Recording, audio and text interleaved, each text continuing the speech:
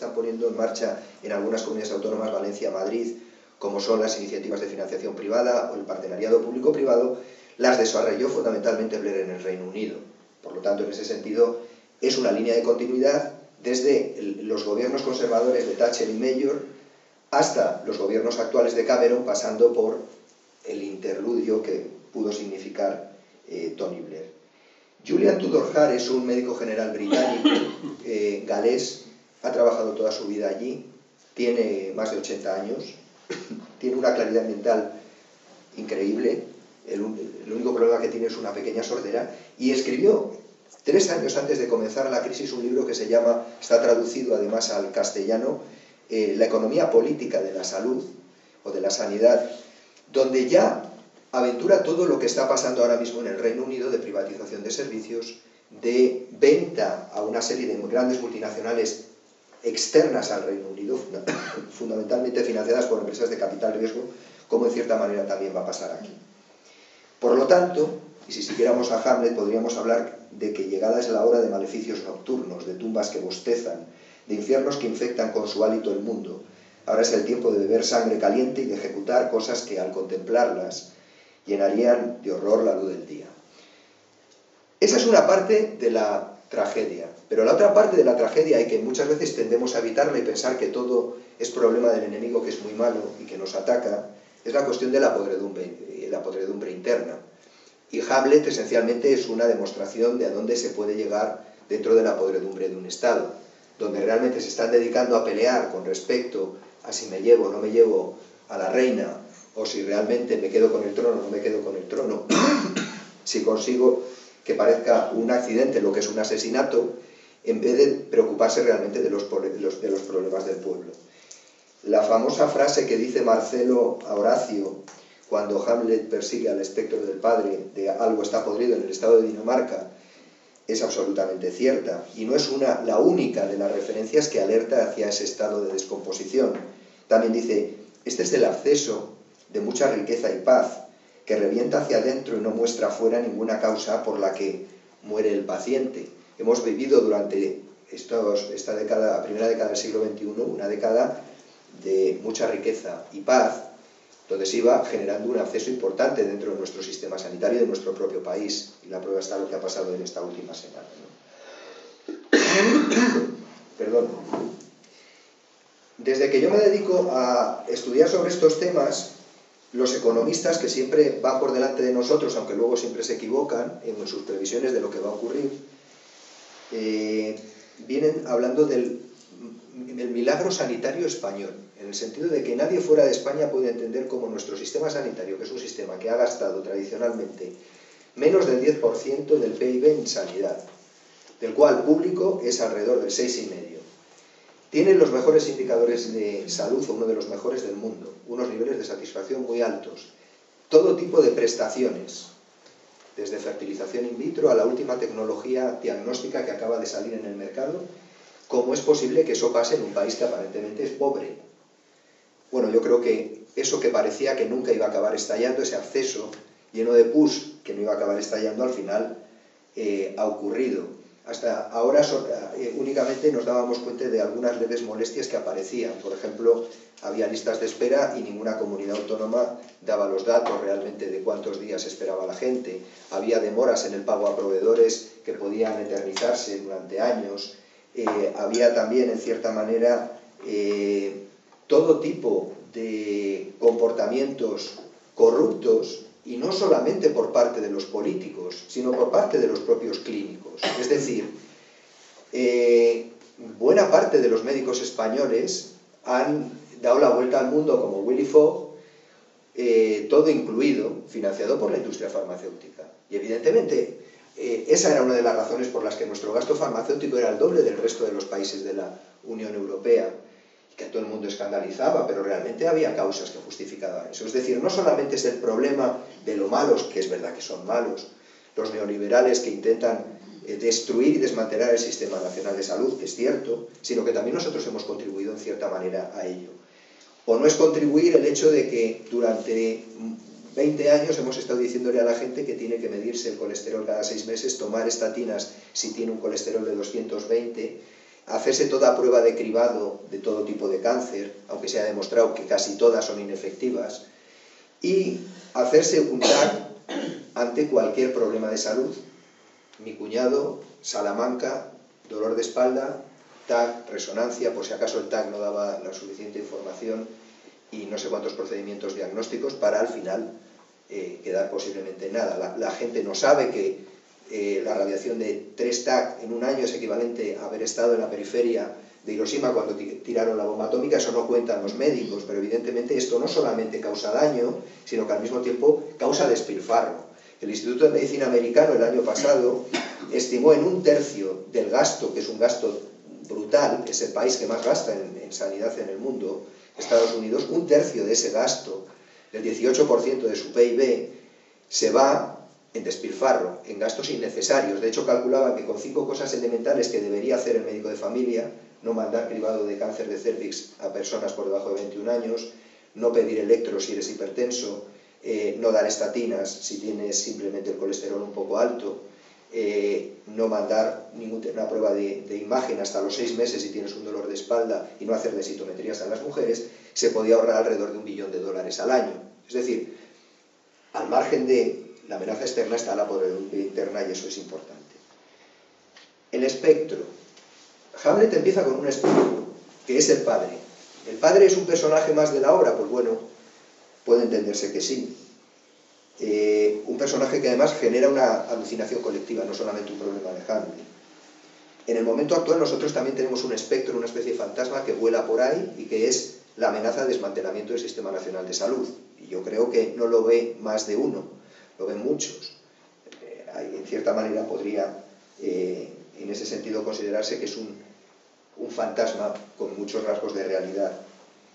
Como dice el espectro del padre de Hamlet, y analiza perfectamente los dos aspectos, el aspecto de la amenaza externa y de la debilidad interna, refiriéndose precisamente a su hermano, dice: esa bestia incestuosa y adúltera, que con ingeniosas cábalas y dones de traidor arroja su lujuria vergonzosa a la voluntad de la que parecía honesta. Se refiere con ello evidentemente a su hermano, pero al mismo tiempo, hablando del mismo, dice: si no te hubiera prohibido descubrir secretos de mi prisión, referiría una historia cuya palabra más leve te espantaría el alma. Es decir, él mismo precisamente está vagando por la cantidad de tropelías y de pecados que ha cometido durante el tiempo que estuvo vivo. Esencialmente de lo que se queja no es que le maten, sino que le maten sin haber podido confesarse, y por lo tanto tener que vagar hasta el fin de los tiempos. En ese sentido, hace más de 10 años también, el editor del British Medical Journal, de una de las revistas más importantes del mundo de medicina, ya alertado de lo que se nos venía encima, recomendaba 4 cosas. Los políticos deberían dejar de hacer promesas extravagantes en el sistema sanitario. Los médicos deberían reconocer sus limitaciones, y los pacientes entender que la muerte, la enfermedad y el dolor son parte de la vida.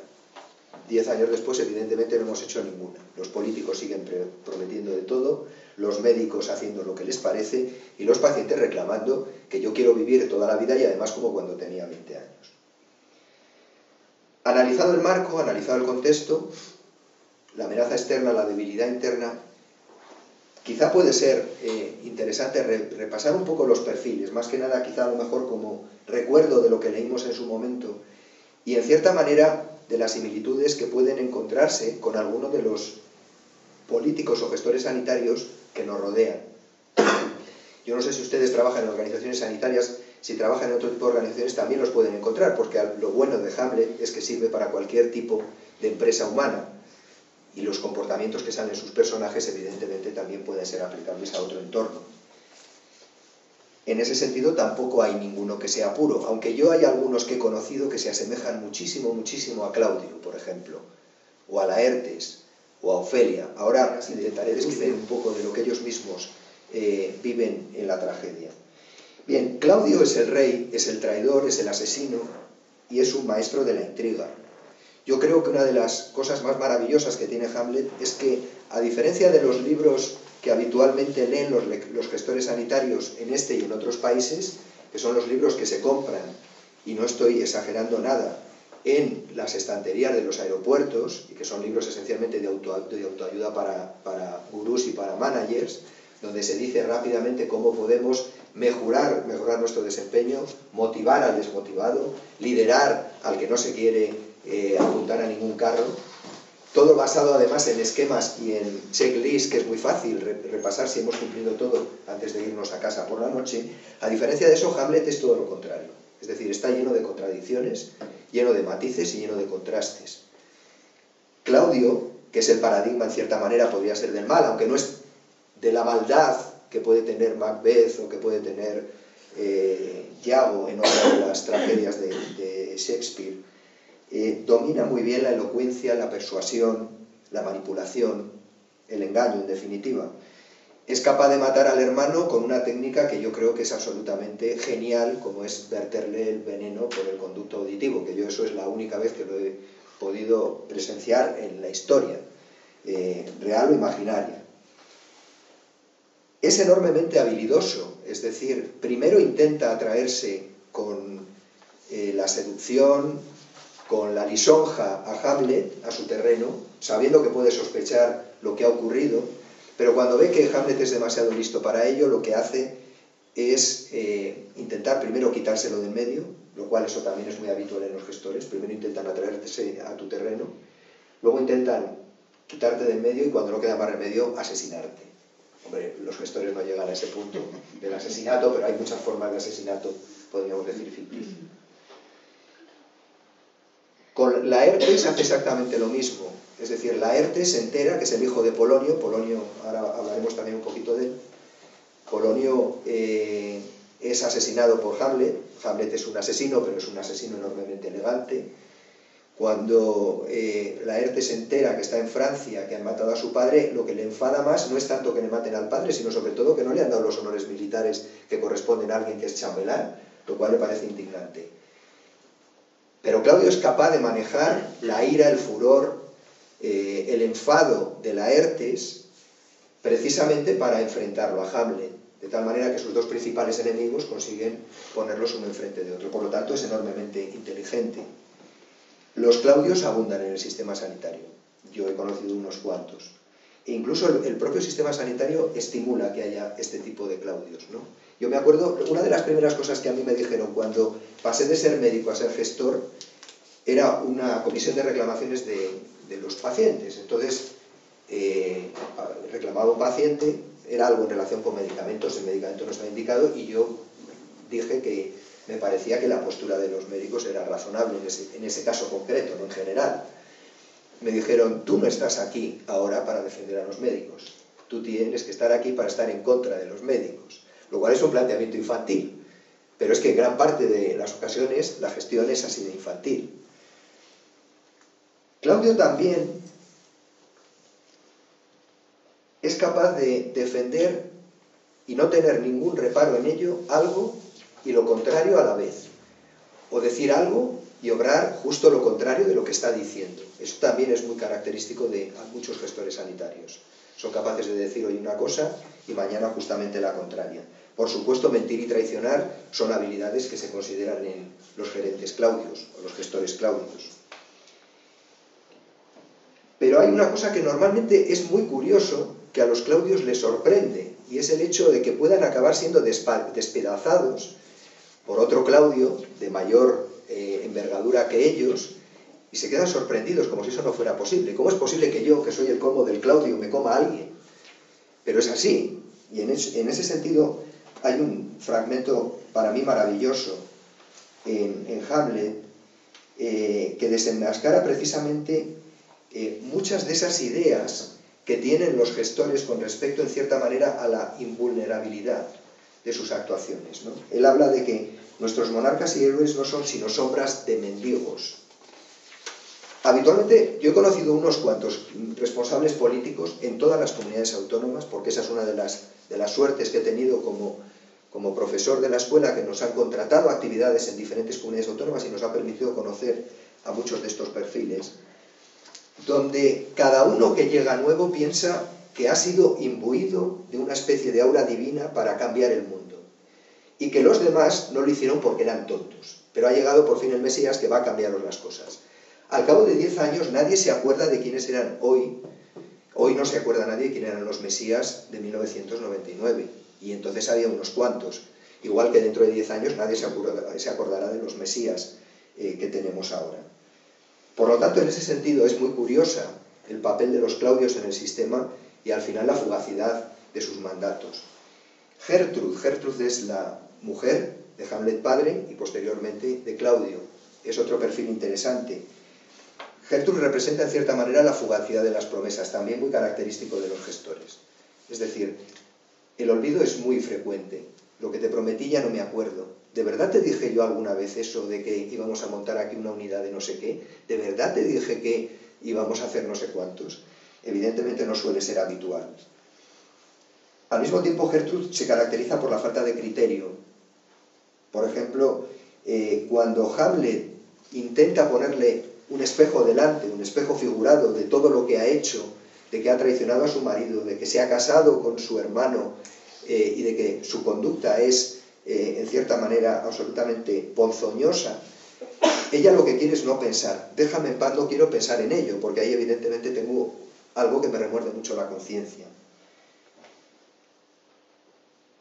Es considerada incluso por muchos de las personas que más la quieren, como puede ser Claudio, como puede ser Hamlet, como un cuerpo inerme, lo llegan a decir así.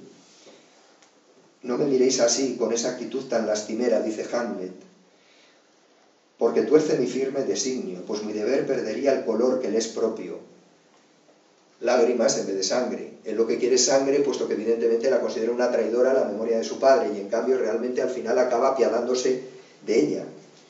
En las situaciones comprometidas, Gertrud se quita del medio. Eso también es muy típico de algún, podríamos decir, tipo de gestores. Yo me quito del medio y realmente esto no tenía mucho que ver conmigo. Los cuerpos inermes al final dan pena, pero evidentemente hacen daño. Hacen daño a las organizaciones, puesto que su papel es mucho más importante de lo que parece y porque toman decisiones que afectan en definitiva la vida de la gente. Polonio. Polonio es quizá uno de los tipos imprescindibles en cualquier tipo de organización humana y especialmente en las sanitarias. Es el funcionario obediente, en ocasiones servil, y que además no le da ningún reparo en pasar por tonto, aunque es enormemente listo. Una escena en la que está discutiendo con Hamlet, Hamlet no hace más que provocarle, diciendo qué tipo de nube ve, y le está cambiando todo continuamente a lo que parece la nube. Polonio le sigue, le da igual quedar como un imbécil. Y como digo, es todo menos imbécil. Polonio dice: todos mis servicios, así como mi alma, los consagro a Dios y a mi amado rey. El gestor Polonio es muy habitual. Es el paradigma de la obediencia debida. Yo lo que me digan. A mí me mandaron esto. El gerente siempre tiene razón. Yo tengo